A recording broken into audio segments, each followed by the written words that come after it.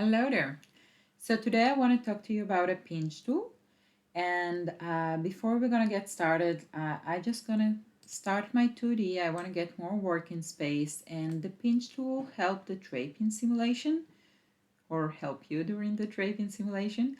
So I'm gonna hit draping first, and it the pinch tool is extremely handy for adjusting draping process if needed. It's located right here on the upper toolbar and this hand size icon here, and once you click it you get this wheel going on until simulation is ready, and I can left click with my mouse button and tweak the simulation to the place I want it. Like, let's say for example I want to fix this the sleeve to a perfect position, or let's say I'm not happy with that wrinkle. I don't want that in my simulation, so I can make sure my logo looks perfect and I don't have any wrinkle around my logo.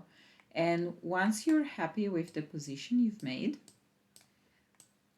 then next thing you want to do is you want to turn on the draping again. So the garment simulation will go in the direction of the force that you've just applied to the garment. And that's it. I hope you will find it useful.